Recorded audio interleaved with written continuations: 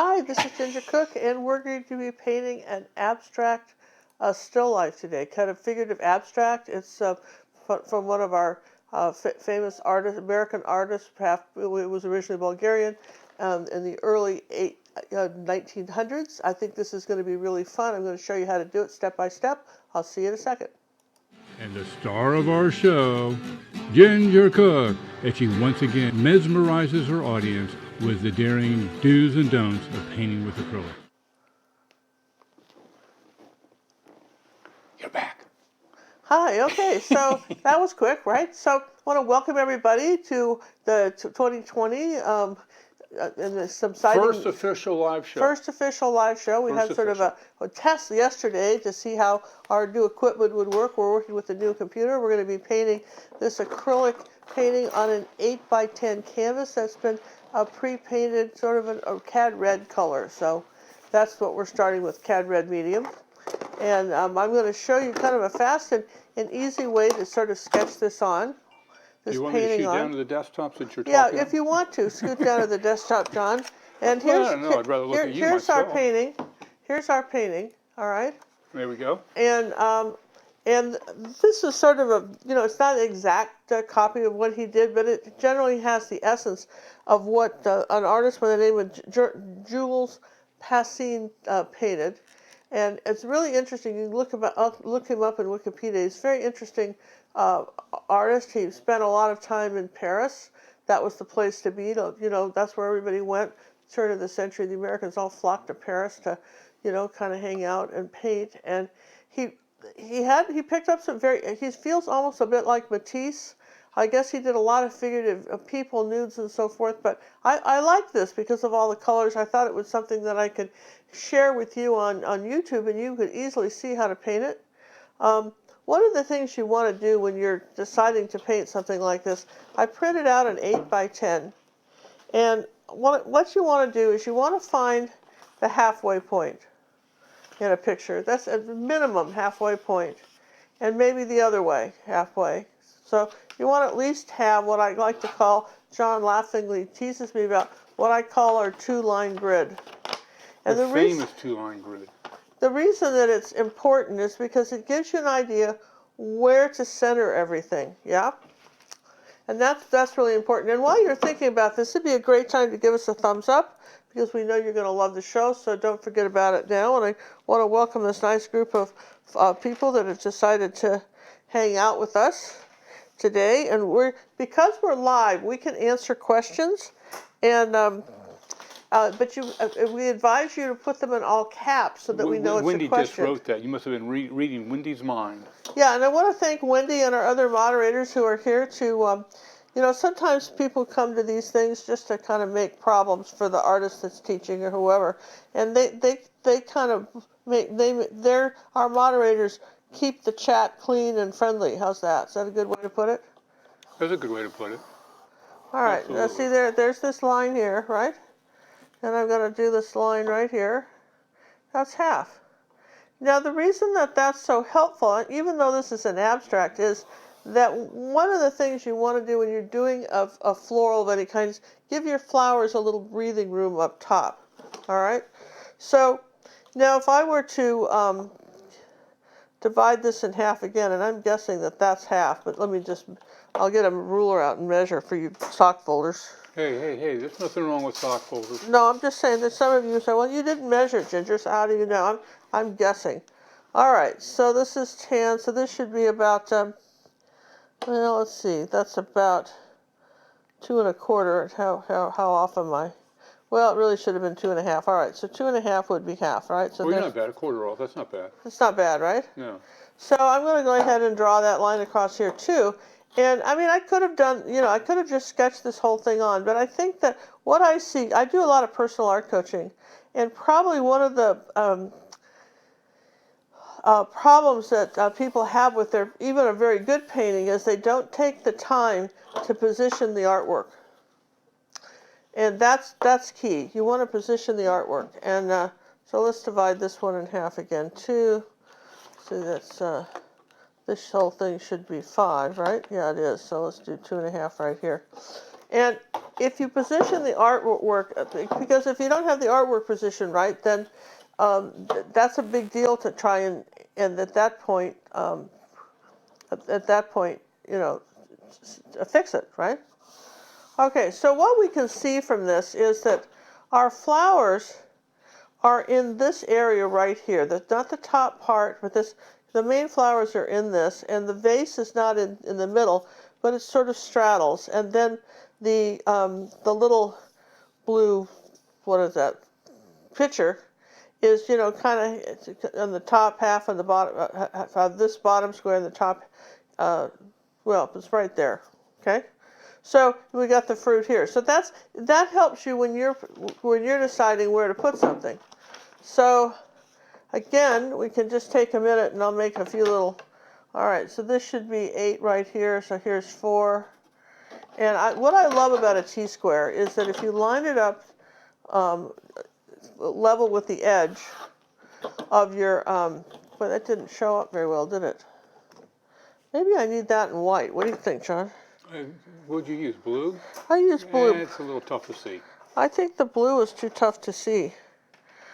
But I think I could do maybe white or yellow. Let's try yellow against this. Can you see that a little better? Yeah. Oh yeah, definitely. So anyhow, we'll just measure this again. Just about there. All right. So here's half, and then here's 2.5, and then here's 7.5. 7.5. Thank you. But you knew that. I did. It's hard to think about all these things, John. It's good that you can just shout out the numbers. Just trying to be helpful, boss. That's all. All right. So see what I do here. This was the halfway point. Yeah. Okay. And you know, I know some of you, you know, maybe had bad experiences with rulers in school and you don't like them, but just get over it and get them out, right? just get them out. You must please. be talking about the Catholics and the nuns. You know, just get out the rulers and let's not fool around, right? So I'll put this ruler back. So, now this is no longer a simple grid. This is no longer the official two-line grid. Well, here's the 2-line, but we added a few more because of where this was. Yeah, that's true. But you can see that because it's an abstract, the vase doesn't have to be drawn all that well. Nothing has to be done all that well, but it would be nice to sort of get it in the right place. So if I'm saying that from this corner here and this way here, there's a vase and it's coming up a little bit like this, see, I can put that in, right? And if I can say that here's a pitcher, and he's got it kind of comes in here, a little tummy, comes around down here like this. You know, there's this pitcher with the thing, that's right there. And you can see how easy that is to sort of freehand in. And you've got some oranges and lemons and stuff here. And you got something right there. And you've got another thing here. And then you're going to have some bananas, but we'll put those in later. So you've got the vase. Now in this quadrant right here, you've got this really, really simple flower. I mean, his flowers were just like a little kid did them, you know. So that's okay because it's an abstract, figurative abstract. But there's this flower. In fact, actually, that's too big because I have to get both of these flowers in that space. So let's divide this in half again. So okay, I've got this little flower is going to come right up here like this, like this, like this. There you go. And then we've got another one up here like this. Ah, awesome. We've got some sort of a V thing coming here. Then on this side, we've got a flower that's just having fun with the sort of butterfly shape. And, you know, have fun with that. And really, that's all the drawing there is in that. The rest you're just going to kind of fudge in with color. But you want to kind of get this one. Don't get the tip too much. I'm going to just kind of, but it's kind of leaning in that direction, yeah? So if you've got this much in, then that's all you needed to do to kind of to lay it out, you know, to lay out your picture. And I think sometimes it becomes too big a deal. You know what I mean? Oh, I don't want to draw this in. This looks hard, and I don't want it to be hard. We absolutely don't want you to think it's hard, because it isn't. And I think you're going to find it's very interestingly easy when you're done with that. Now the reference photos in the upper left-hand corner, that is Ginger's painting that she did first. So we have that as a reference. She changed it from the original. I did, because I didn't think its original made sense at all. So, I took some art of license. So in other words, the original dude, Jules, needed some personal art coaching. Yeah, it didn't make sense, but I liked a lot of what he did. So we're going to put some paint out now. We're going to start with titanium white. For those that are using, for those of you that love bright color, okay, your student grade paints are not going to give them to you. Not the way a professional heavy body. You'll be painting and painting and painting and saying, I don't know why my paints aren't behaving like Ginger's. I just dropped that on the floor, so I'm going to leave that over here, John, so remember to find that cap. Here's some magenta. Boy, when I rearranged that desk today, kind of messed things up. How badly did it mess up? Pretty bad. It's just nothing good anymore? Your white you just put down there, that's the bottom of what I can see right now. I'd have to go over there, readjust the camera and everything. Well, I mean, it's all that's down there is white. You want me to move the yellow oxide over here? I can do that. Yeah, move him up. I can move the yellow oxide up. We changed some stuff in here again, and you change one thing, everything gets kind of messed up. Yes. And we thought we were being very careful, but apparently we weren't. Well, that's the you we or the me we or what? That would be the me we. Okay. So anyway, for those of you who don't know this, when I'm painting, I have right in front of me a TV screen, television, and my picture is projected on that television. We don't just have, you're not just seeing a camera, we even have a camera for me so I can see what I'm painting. So I don't have to stand up and look at it from a mirror, get back from a distance, which is what most people have to do in there. I don't know why that's not working, but let's just do this. We have to readjust after. You have to be able to see what you're painting at some point. I recommend sometimes putting a mirror behind you if you have a studio easel, a little inexpensive vanity, mirror, like a dressing mirror. You can get them for $11 at full-length mirror at Walmart. And get one and put it behind you. So every once in a while you can look at your painting in a mirror without having to run up and take it to the bathroom. But in any event, every once in a while do that.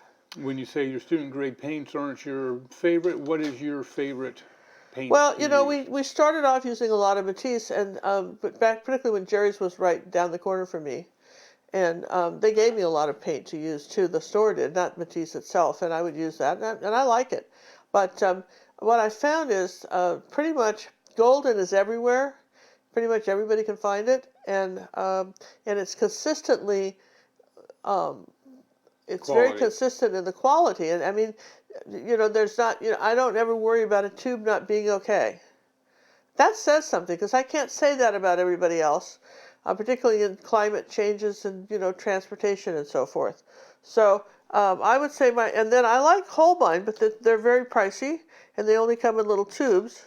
But I do like them.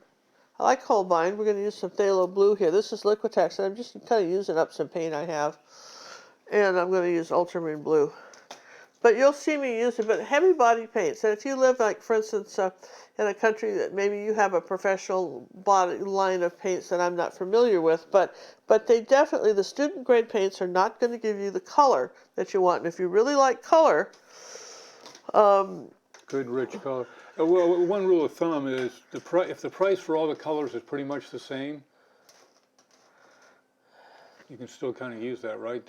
It's not really well, good. Except that what Hobby Lobby was doing, Michael's I think was doing an average except for the reds.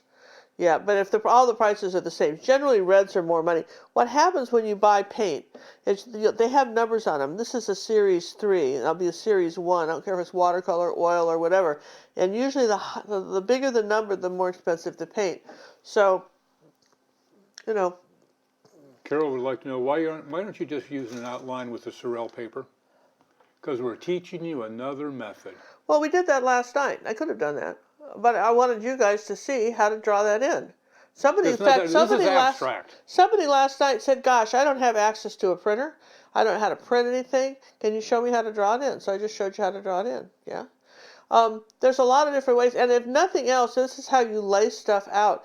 Um, you try to lay your, I don't care if you're talking about a building or a street scene or a vase or whatever, try to get it, kind of get it laid out in the right area of your canvas. All right, so we've got all the paints out. Wait a minute. Donna made a comment, I can see colors and mixing better when Ginger uses white palette paper. We've never used white palette paper. Yeah, well, the only time we ever did that was one on paper plates. And that was way back in the $300 and you can't, camera. and we know, and our camera kid doesn't pick up the colors right. The colors are wrong because it just can't adjust for the colors like it can on neutral gray. So in fact, the neutral gray is the very best for you too, because you can't really see the values. So if you're using white palette paper, I would suggest you switch to gray and see how much better it comes out for mixing colors. But this was an answer yesterday. We had a gal that wrote us and said, asked us can you show us how to draw stuff out? But I mean, pretty much you can draw anything out this way. And if you're not sure, just add more lines and grids. Just keep going. So I'm going to take some white paint now, a little angle brush. Any other questions, John, while I'm kind of doing this? I am looking and I'm not seeing at the moment. Okay. So you'll notice, zoom in on the way I'm holding this brush. Let me just do that. Let me find my right zoomer. Yeah. Okay. Now you'll notice that I'm not drawing an outline of what I drew in there. Just notice how I said that last night. I'm kind of doing the inside, and notice how I can switch and spin the brush around. You're kind you of see twisting that? it. I can twist it and spin it. Yeah. Do you see that? That's good brush control. And that's your brush. And it doesn't really matter what the shape is once you've decided, but that's a nice way to be able to do that. We're going to do the same thing with this little flower here. I'm just sort of pulling it this way, kind of making a curve, and making a curve like that. I mean, there's a lot of different ways you can do this, but get in the habit of kind of twisting your brush a little bit, curving it. There you go. Now I want this one in the back. So I'm going to put a little tiny bit of yellow oxide with that because it's slightly different color than the front flower. Still kind of an off-white, but it's got a little tiny bit of yellow oxide in it. Kind of blocking this in so that we don't lose our flowers on our vase. And let's see, what else could I block in? Anything else? Well, that's pretty much the big part. So instead of rinsing my brush, I'm just going to wipe it off. And I'm going to put in my vase. So I'm going to start with ultramarine blue and a little bit of that white color we had right there. And I'm just going to go ahead and just paint in the vase here. One color.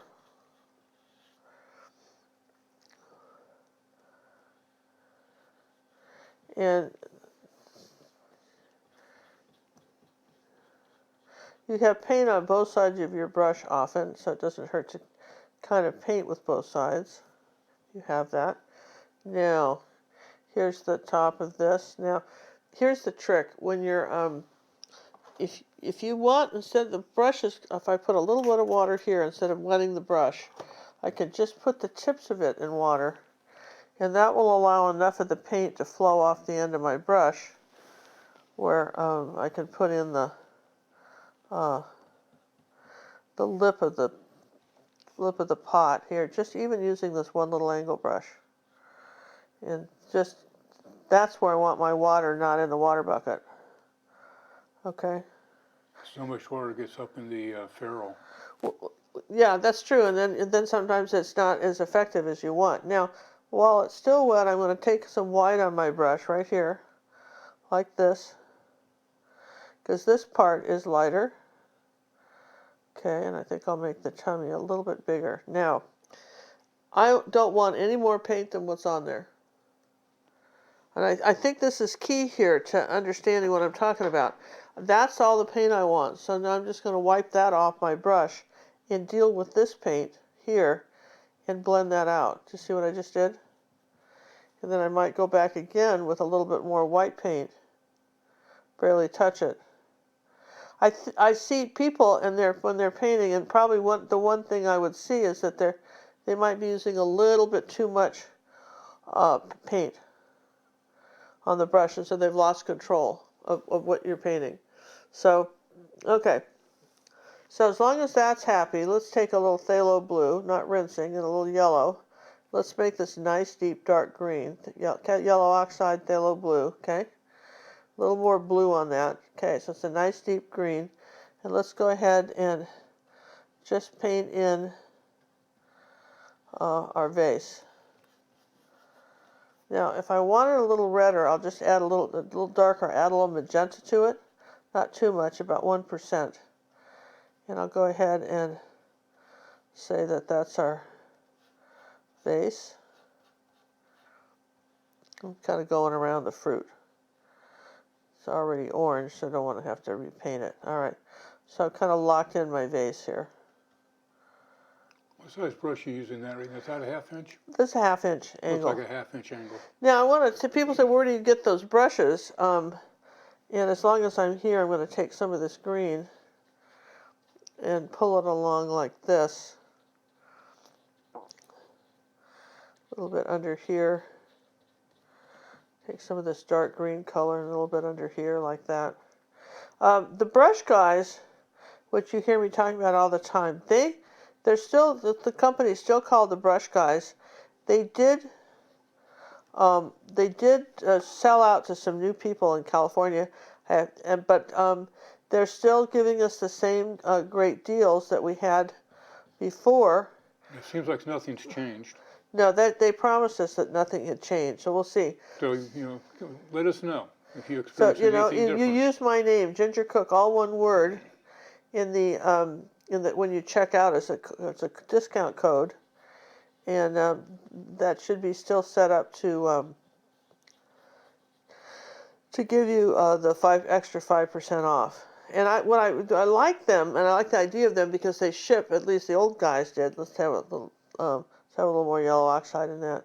The old guys did. They ship around the globe, which is, I think, important. Phyllis would like to know, Ginger, do you have your wedding gown yet? No, there won't be no wedding gown. There might be some sort of wedding outfit, which I don't have either, but there won't be any wedding gown. All right, let's do a little of this light green here on this edge of the vase. We'll get some stylized Crocs. But there you go. See, as long as you're, painting something, might as well do that. Where else can I use the color? Yeah, where else? That's it. Where else can I use this color? I can see that it's going here. I mean, you think about it, it's going to go up here in a few places too. But, I mean, it's kind of fun. Now I'm going to rinse the brush because we're going to go into some of the background colors that I want to put in. Some of these little background colors up in here. You can kind of see some of this sort of lighter oranges and so forth, kind of before we get to the rest of the plants. So let's see, a little bit of yellow oxide, a little magenta. That's sort of a pretty color. Let's put let's see, not enough paint. Here, let's try this. Too much water on the brush. Okay, maybe a little more yellow oxide with that. All right, so we're going to come around here like this and just sort of squiggle around some paint like that. You don't have to be all that careful. Just have fun with this. It's an abstract. So we're going to come over here to this corner, this little yellow oxide.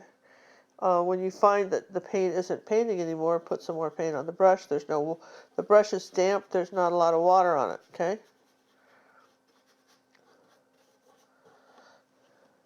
Yes and yes? Yes and yes. So any questions while we're fooling around with the paint? I would like to thank Eric for the donation. Happy New Year, everybody. My birthday is the 27th, so mark it on your calendars. Oh, and you're an Aquarius. You're an Aquarius. Thank you very much, Eric. Appreciate that, buddy. Thank you, Eric. I appreciate very much. There's a lot of expenses in putting on a YouTube show or anything like that. Just the paints and the getting all the materials together to do it, and the film, the cameras, all that stuff. All that stuff is very much appreciated. So thank you, Eric. We appreciate it. We have a a site on our actual website called the Karen Little Scholarship Foundation, and that's also a good place if somebody feels like donating. What you tell them about that, John? We set up a foundation in my late wife's name, who gave everything she had away, except all her stuff. But if she made things, she'd give it away. You know, she was a big knitter, and she was knitting, and somebody walked by, I like that. She goes, here, you can have it. And that's what she did. She's just a giver. And so we set up a foundation to help people get into our academy that just can't quite afford it. And this is a way to pay it forward. And some of these donations are going to go to our newest junior academy site, maybe in the form of scholarships. We're just finishing that up, and we're still working on that, but that should be released this month. We call it the Junior Academy because there will be no personal art coaching, and it'll just be some of our not all, but some of the 1 and 2 cookie lessons that we have on our regular Academy of Fine Art and Acrylic Painting. And it's a way for people to just, you just kind of come and go at your own, whatever you want. You can sign up for a month and then go away. We don't care. But, you can try out what it's like to, paint some of these paintings in a little bit more depth. And also, some of our very best, we have certain lessons that really taught people to paint. I mean, certain ones that were just key to really helping people learn, and we included those in our new website. And some of our very best YouTube lessons that we thought was really great for beginners, we removed those from YouTube. Yes, we did, and they will be in our new site. So they were, we want to make sure that after years of doing this, we kind of know what lessons resonate with people that are new painters. What makes the most sense, and which lessons they should do, and in what order you should do them in order to facilitate a successful painting. And of course the academy will always have those lessons also. The major academy will still have those lessons. We're not removing them from the academy. We're just we're only in this new website. We're just putting in lessons. They won't be all the lessons of the beginner lessons we have in the academy, but they will be what I feel are key lessons for learning to paint. And it'll be $16.95 a month, which we think is really reasonable. All right, so I'm going to get this lemon shape here. Okay, and I think I want to I'm in my yellows now. I want to just slip in these bananas here too.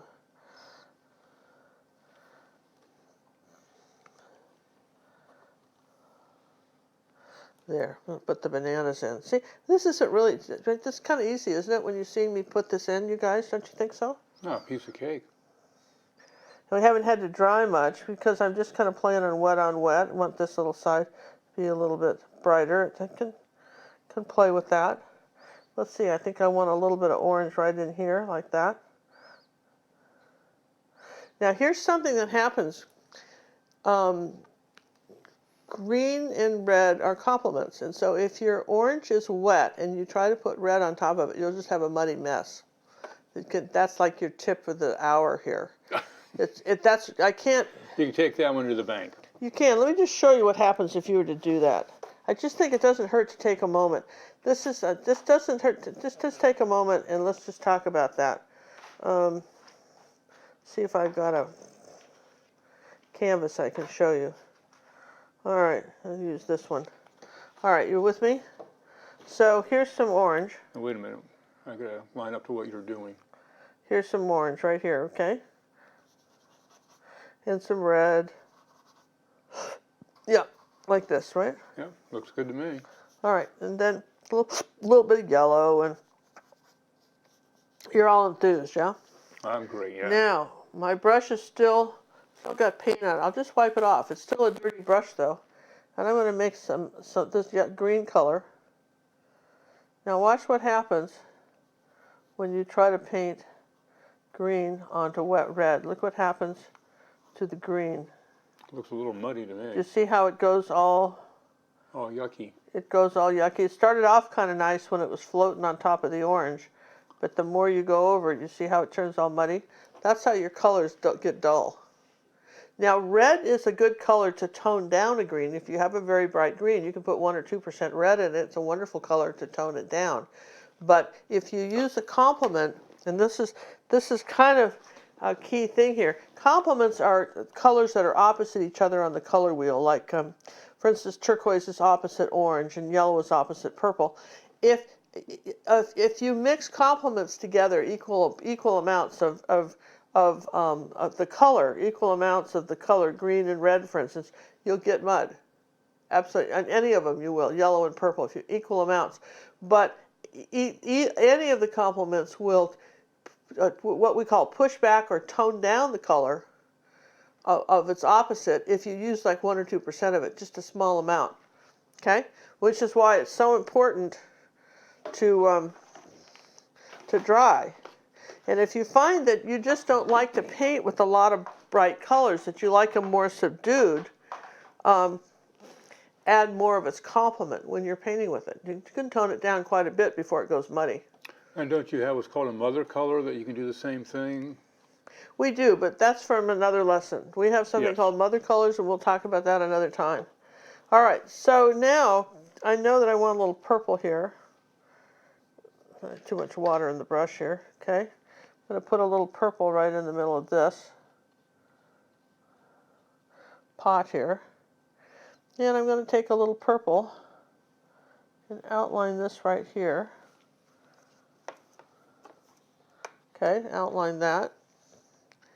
And a little bit of dark right here. Just put a little dark right there. I don't have a lot of this purple color.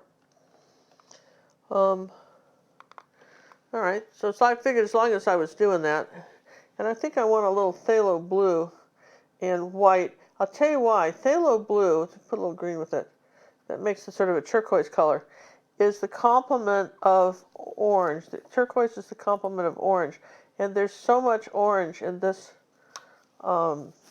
picture that if you put a little bit of the turquoise color in on this pot right here, see? You see how pretty that is.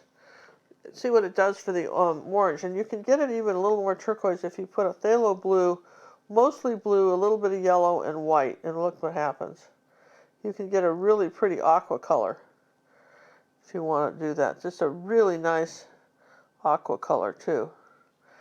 So just the slightest change in the color mixture.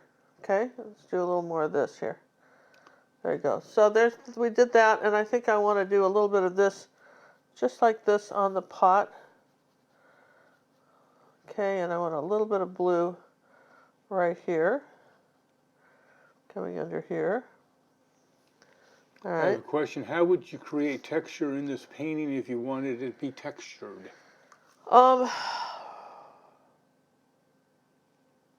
That's a tough one because it's there's so many layers in it. So I guess you could keep the background flat and maybe texture some of the other stuff. Matisse makes something called impasto medium, which is different than all the other gels that you can buy. Nobody else makes anything like it. And I don't use it because most of you can't get it. You know, if you don't live where you can buy Matisse, you can't get it, so it seems a little crummy to mention it. But it is a wonderful medium. It's like whipped butter, and when you add it to your paints, it makes them all just a little bit thicker and fatter. Gives them even, so the heavy body even gets heavier, Yes, and it doesn't dilute the color. it doesn't dilute the color, and I like it. We have some in the. I have some. I should demo it sometime just to show you what it does. You know, but the pasta medium you could add a little gloss medium or matte medium to your paint, so these flowers are a little more textured. You could do that. Absolutely. Let's see. I want a little bit of light color here.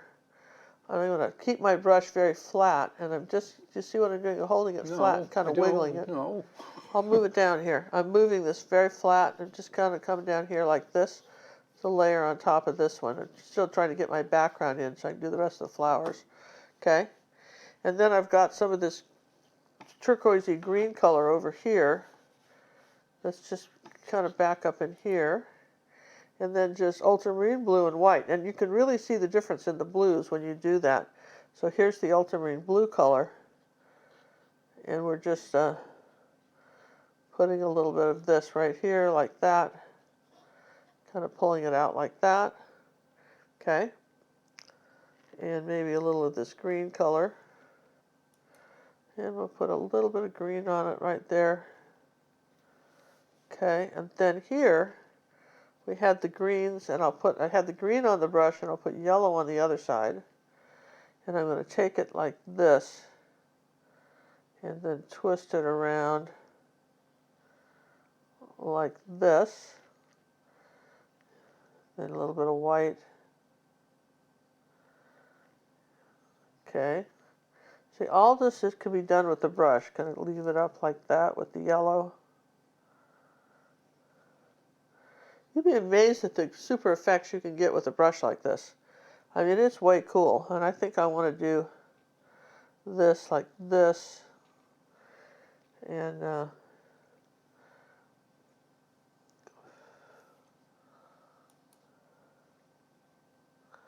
like that. There we go. It's interesting. Now the brush gets rinsed. Okay. And I want a bright bit of orange up here. I'm going to take yellow and magenta. Mostly yellow, a little tiny bit of magenta. And I want a really bright orange. Let's try a little more magenta. A little bright orange. Let's see how bright is that. Maybe let's try cad red with it. I want a very bright orange right here. Now that orange there is... it doesn't look much different than the background. I know. This orange here is, this is a company called Acrylic. And Cinnamon gave me this color. This is called, what? Cadmium. This is their cadmium red light. Cadmium red light. Now that's another thing too. If you want bright colors, consider investing in different reds. Cadmium red light. Let me just show you the difference. Look how bright that is. Oh, that stands out. See, that's called cad red light. And I'll put that in a few places just with my brush. And maybe I'll put it over here on the fruit. And that is a great color, isn't it? It really pops. You talk about colors that pop. Cad red light, and that's with this acrylic. She asked me to try it, and I would say I really like that. I don't know anything about the paint. She gave me a couple tubes.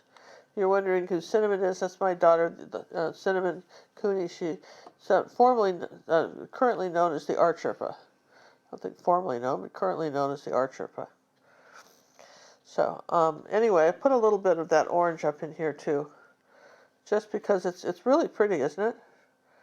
And then we'll take some cad red, because I've still got that on the brush, and put that right here in this little spot right there, and maybe a little red right there. Okay, so you can see how we're building up the colors and the layers, and it's all pretty easy. Any more questions, John? Maybe. What was that blue that you used? Which one? I said the blue that's up there with the orange. Up here? Yeah. Well, one is ultramarine blue and white, and the other is phthalo blue. Okay. Okay, and So ultramarine blue and white. You used the Blue Brothers. Yeah, those are the only blues I buy. I mean, between those two, everybody says, well, I like this or that blue. I really, like those a lot. Like, for instance, here's a little blue and white on the brush, and then right next to this orange, I'm going to come here, just do some blue like that. If you don't mix the colors, see how I'm just grabbing the little globs of colors on the brush, as opposed to, say, so then you get a marbled effect. Here's a little phthalo blue and white. Now, okay. So it's still on the brush, and now I'm going to come under here like this, just so you get this sort of multicolored effect without having to do much. Put a little bit of green, yellow with that, and maybe come on over here and had this right here, and then kind of wiggle something off like this. Put a little bit of white here. I mean, it's that simple. You make it look so simple. But I'm just saying that it looks tricky, but it really isn't tricky. It's magic. It looks like magic. So what I can see here, any other questions while I'm doing this? I can see the bananas need a little bit more yellow because I didn't paint them white first. A little bit of yellow. We're going to just put those in. He didn't have bananas in here in his, but I felt they needed bananas because you had all this other weird fruit. Bananas are weird. Oranges are weird. I can understand that. No, but I mean, it's tropical. It feels tropical to me, which is why it's a story. I mean, at some point, a figurative abstract is a story, you know? You don't put a typewriter or something. I mean,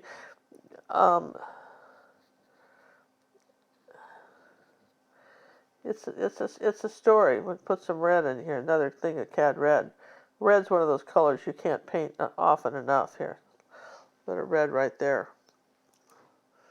Just keep brightening these up. So, like this is a dark green right here, but what if we took some green and white and just came sideways here, then maybe a little bit of darker green. You could layer this. You could layer these colors. Don't be afraid to layer them. Or darker green here like this.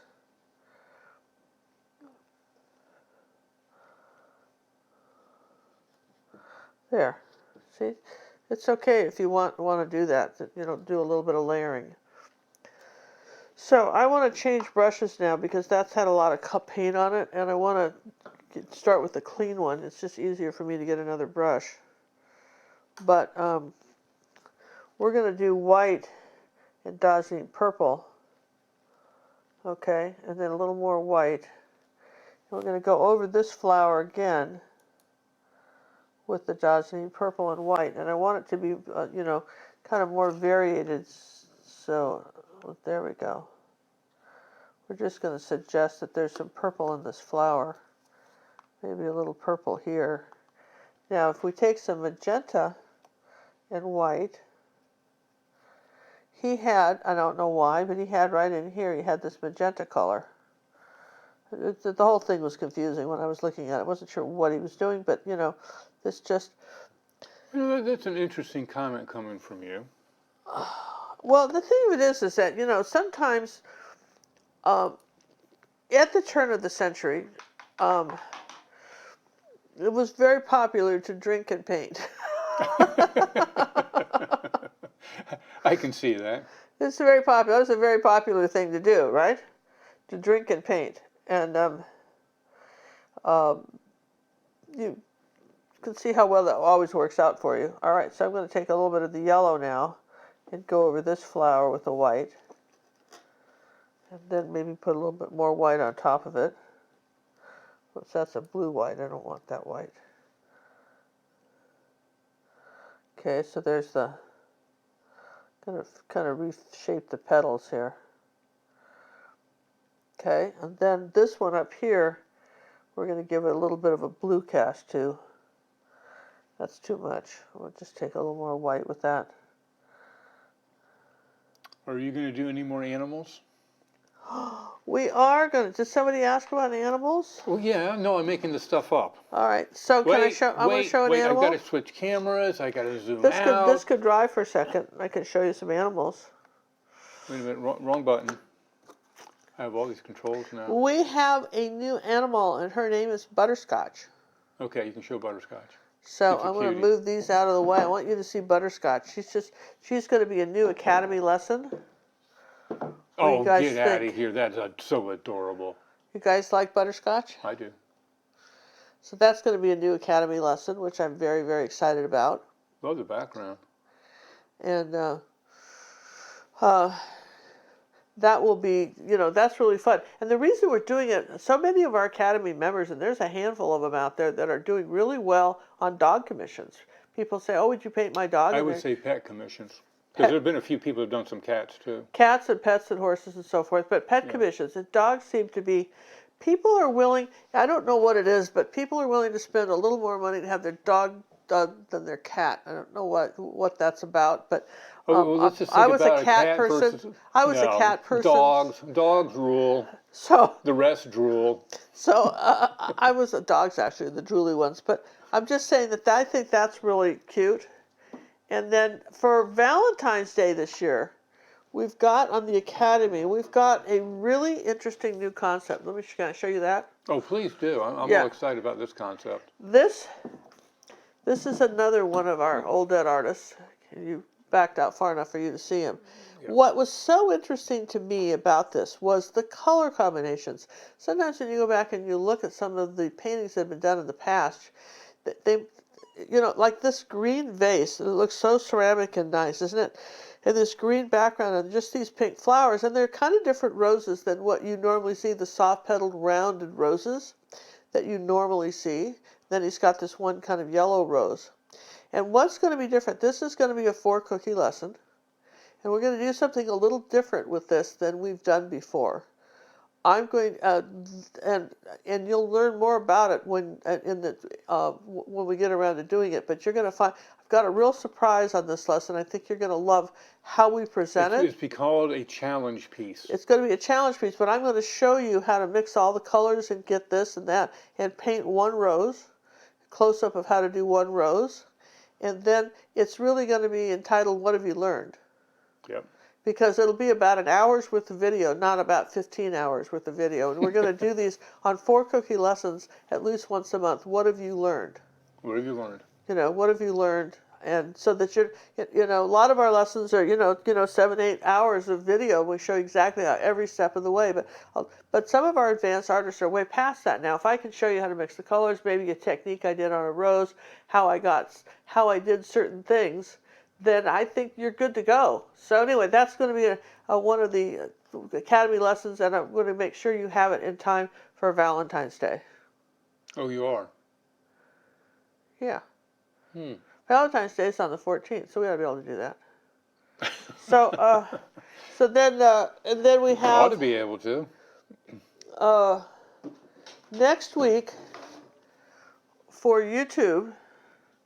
We've got another wonderful old dead artist. We're not done with this painting yet, but I'm just giving you a quick preview while this is drying, so I don't have to do a hairdryer, okay?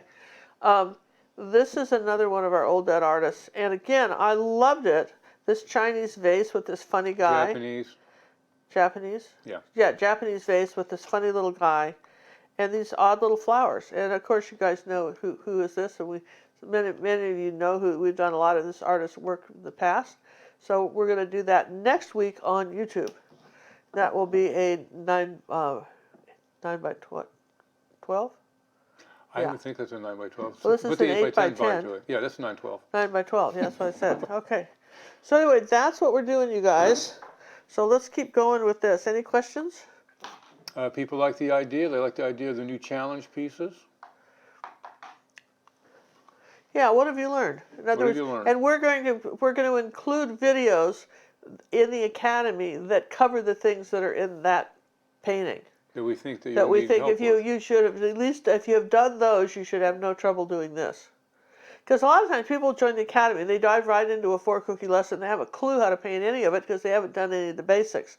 So really encouraging that. All right, so now coming out of the top of this, we've got a little bit of yellow right here, which I don't know why, but we do. Because he could do it. Got a little bit of yellow right here.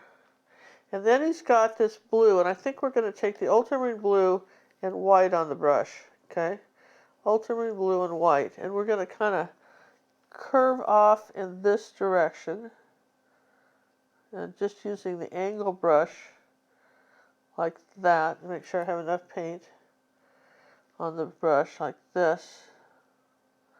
Make sure we have enough white on it too. This is what you call a loaded brush. Looks like you're doing chicken steps. Yeah, like there. There we go, like that. And he's got, you know, it's probably some weeds he found somewhere in the yard. Probably his neighbor's yard. I wonder if we're going to put this one as a little bit. It's just, that's mean, isn't it? It really is. I'm trying to understand where this all came from. It's all right.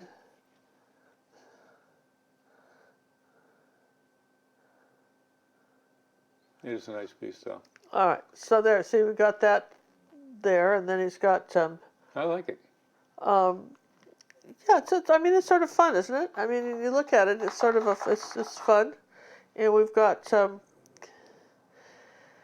let's see, what, a little bit of this green color on the bananas, like down under here, like this. Wait, you stop doing that to me. I'm coming down, coming down here on the bananas. All right. A little bit of green on the underneath side of the bananas. Oh, you shouldn't eat green bananas. You say that, but they're actually quite nice. Ooh. Well, not completely green, right? They're bitter. They're terrible. Well, he's just so picky, isn't he? All right, let's have a little bit of lighter color here on the vase here. Let's just lighten this right there. Okay, now, this could be a little brighter. See, it got a little dull on me, so we're just come over here and do that. As you know, acrylics dry darker. Yeah, they do. So there, we fixed it. There, so now I've got to do just a couple more things. Like, I think that the lemon needs to have a little bit more yellow in it. So we'll just do this next coat of yellow on our lemon. And put a little orange with it down here on the bottom. Let's make this a little bit oranger, like that. Let's take some of this pretty bright yellow, like that, and just make this a little bit brighter right there. Just get a little bit of bright right there. A little bit right on this one. I just want these fruits to sort of stick up. And then I've got some white right here like this. Too much paint on the brush, let's just scrape some of that off. Okay, a little bit of white right there. And then we're just going to outline a few little things and we're done. What do you think? Boiled green bananas are delicious. Why would you bother? What do you mean? Would you boil them and then what? Well, I would assume eat them. Well, maybe there's something else that's going on that we don't know. Well, I would hope. You boil them, and I'm still a little confused, right? I am too. Are you a little confused? I want a little bit of green under here, like this, next to this. Okay. There we go. A little bit of green right here on you. Boiled bananas. Boiled green bananas. That just... I'm going to take just a brush that I can outline with. Wait a minute, we're going to be outlining that. I'm going to outline these flowers up here. Okay. So I think I'm going to just try what brush can we use? Let's try a brush like this so we can get to a point. Let's see how that works. Let's take a little bit of blue and water. You want a little bit of water with this. A little bit of blue color and a little bit of water so it's kind of liquidy, more like ink, right? Then reshape the brush. And then you can come around like that. This is a liner brush. It's a little liner brush. Interesting, you don't do the whole thing, you just do some of it. I don't know what his thinking was. Again, I'm telling you, it's drinking, it's not thinking. I think there's more drinking than thinking going on here. So this was the precursor to the wine and the sippy party. Yeah, they had their own private parties. So this is where it all started, with these guys. Yeah, it all started with these guys, absolutely. All right, so let's see, let's take a little bit of this like that. This little brush like that, and just gonna give it a little bit more color here. Okay, like that, and let's see, I think we put a dot on this one right there, and I've got a little blue dot here. I don't know why, but we've got one. Well, because it's orange, and blue goes with orange. And I mean, I'm going to just given. do Everybody that knows on that. the outside of this vase and just reshape it, right?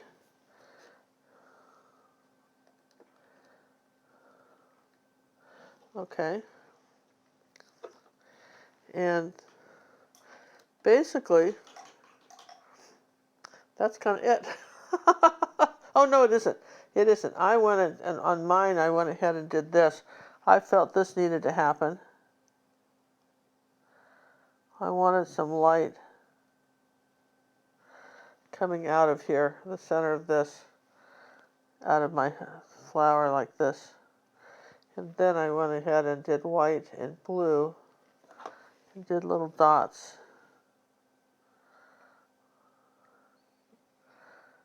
There. So that was one of your additions? That's all my, but yeah, my addition, right? A little bit of it, you know, every once in a while you got to do your own thing here, right? My addition here like that. And there were some bits of yellow up in here that we're going to put too. And a little yellow oxide. Tone that down.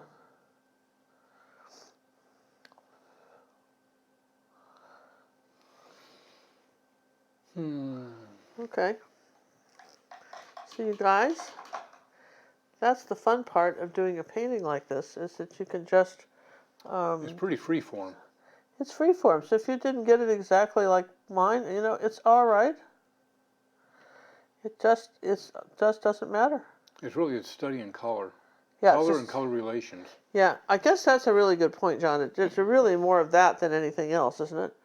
And values as far as lights and darks. And what he did was, which is kind of important, was that he had down here, like for instance, this white here balanced this white, and there was a light bit here that balanced this white, and then there was some white here that balanced. See, these bits of white balance this and the bit on the pot. See, that's, let's put a little bit more white in this flower up here. Got a little purple on me. Okay, the same thing with this one. And if you outline and you got your lines too big, just come closer with some white or something, and the complement, you know, just color. Skinny them up again. Just skinny them up, exactly so. But I love the idea of this. There we go, like that. That was the. That's our tropical fruit and vase and all that stuff. We had an official name for this. We did. It was called an abstract. Abstract flower and fruit. And fruit. That was the actual official name. That we gave it. Do you remember what he called it? He just said his was just a vase of flowers or something. Yeah. You know. Have you ever seen a vase tipping over like that? Well, again, he was drinking. Just. I think it's sort of fun. It's a little what I would call cattywampus. A little.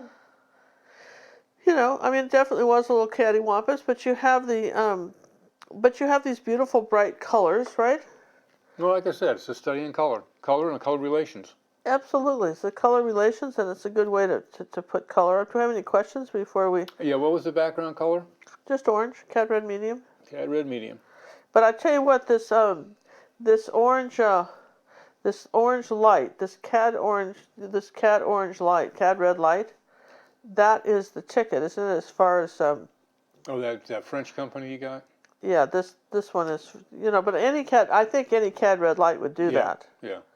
So I mean, you can see where you put that, and there's some other colors too. If you're talking about just wanting to knock it out of the park with color, right? No. For instance, we talked about luminous rose here. You love that luminous rose. This luminous rose and white. Where are you going to put that? It's a Holbein color, right? Up on the flowers? Yeah, right up here on this flower. Look what that did to that. You can't really make that color. No, you can't. But how pretty is that? And that's luminous rose by Holbein, and that's a color. If you really like flowers and you like bright abstracty things, and he had a little bit of pink right here too, and I don't know why, but I'm putting it. Because it was on this brush. Well, and maybe it was a flipping. petal that fell out of, you know, maybe the whole flower's gone and that's all that's left. I don't know, right? And then you've got those colors, and then you've got, let's see. Here's cad red light from Holbein. Anybody want to see the difference? This is the cad red light from Holbein. Let's compare them, shall we? Okay, wait. Where are you going to put them so I can zoom in? I'm gonna put them on this. I want to compare them, right? Oh, Let's a just test sheet. compare them. All right, hold on a Let's second. just do a test, you guys, because I'm really curious too, aren't you? Absolutely. So here was the stuff from the Acrylic, right? The French. The French one, Acrylic, and here's the Cad Red, okay? This is their Cad Red light. That's their Cad Red light, It's a lovely which is color. a really bright, beautiful orange, yes? Yes. And here's Holbein.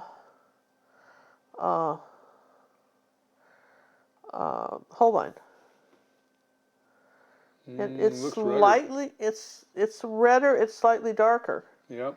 Now, if we put yellow with it, Well, then you're cheating. well, no, but I want to see what happens. I mean, how bright can you get it if you add yellow? Right, so let's put yellow with it. So it's closer, when you put yellow with Yeah. it, it's closer to that. Yep. So they have yellow in theirs. And this feels, well, now let's do Cad Red medium so you guys can see the difference. I think these colors, I think this is really helpful because, now look, here's Cad Red medium. That's Okay, dark. and you can see how much darker that is. Yeah. And then if you take yellow and Cad Red medium, if you want to know how to make it, you're trying to make it bright orange here, right? That's a pretty orange. It's a pretty orange, but now how bright is it? Not as bright. It just is a little bit duller, isn't it? Yeah. This is really the bright one. That's the brightest one, yeah. And now conversely, if we were to take yellow and then to add it to the acrylic, okay, let's see what we get right there. The company's Acrylic? Acrylic, yeah. Okay. Acrylic, yeah. So that's lighter still. So I mean that's interesting, isn't it? Because I mean if you just I'm just going to put a little of this right there. I like it on this picture, right, like that. Yeah, because you can do that. You could do that, right? And maybe a little bit right there, just a little bit of lighter. You're saying I want this a little bit lighter, yeah. So again, you could kind of see where it shows up against these other reds. So people say, well, I just want a few colors. Sometimes it's nice to be able to have really bright colors, and I have to say I'm fairly impressed with that. She gave me another color with this too. She gave me a yellow. Not the yellows. She said she'll get us the colors we use if we let her know what we use. Yeah, I think she gave me a yellow too. And as yellow long as we're drawer. talking, you guys, we're all just hanging out with like friends, right? This is Naples Yellow Light by Acrylic. Okay. Is your brush nice and dirty? You got a clean one. Well, I'm going to get a new brush. Yeah, why don't we? Let's Just get a new brush since we're doing a test. Yeah. But so here's this color. You can see how bright it is. Let me put it against this dried green. You can see it, right? Where Cad Yellow medium is Cad Yellow medium is you cannot mix Cad Yellow light adding white to Cad Yellow medium. A lot of people don't know that, but you can't. Oh, I know that. So there's the Cad Yellow medium. You see it's so much brighter. And here's Cad Yellow medium in white. It's just more of a yellow. And here it is, Cad Yellow medium in white, but it's still much more yellow. The Cad Yellow light, it doesn't, it's a softer color. Like for instance, let's put it on, if we put it on here as an accent piece right there, like there, or maybe it's an accent piece on this fruit right there. See how much brighter it is? I mean, it's really much brighter as opposed to say if we put, yellow. Here's yellow, okay? Do you see the difference? So when you're talking about, if you don't want something really bright, you can tone it down, but that's how you get your brightest colors. So Cad Yellow light, or what they call this one, they call this Naples light yellow. This is a very soft light yellow, and let me just put it in an angle across here, maybe like this.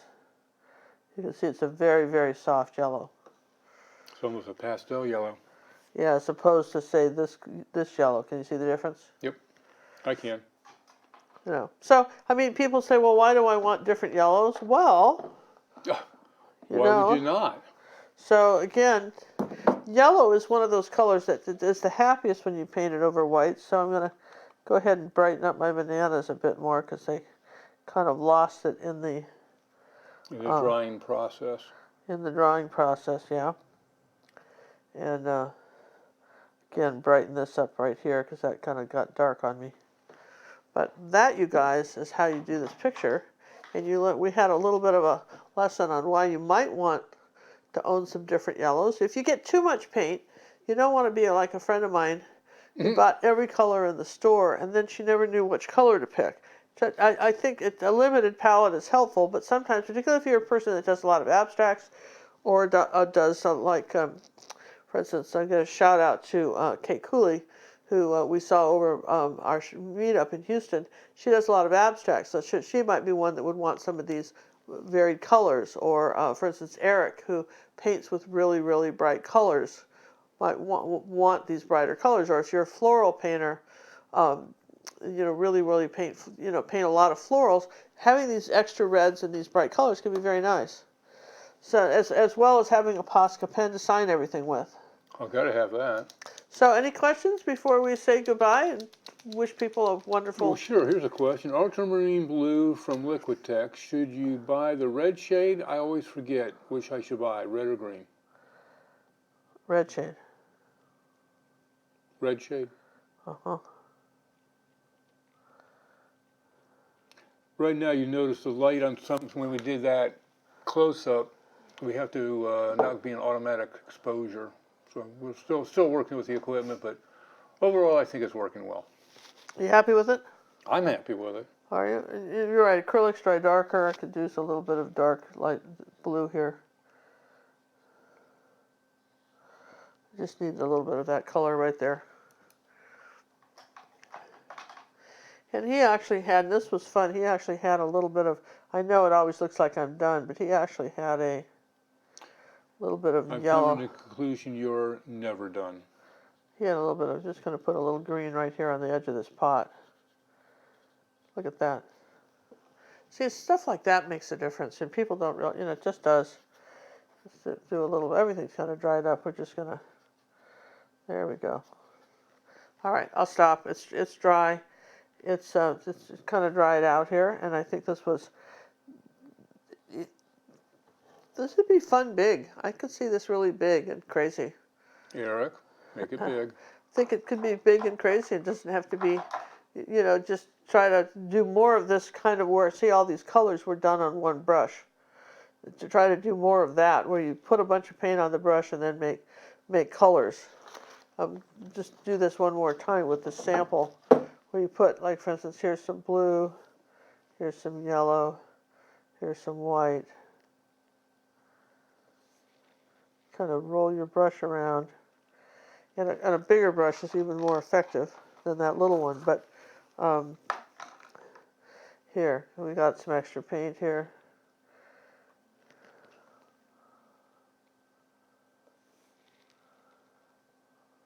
That's pretty much what your brush strokes look like if anybody's seen your paintings up close. See, we had all those colors on that. And it's kind of cool. I mean, that would be very difficult to paint otherwise, if you, that kind of thing. So, and if you, now what we did was we put orange and blue together, which are complements, but if we put like yellow, and then blue, and maybe white,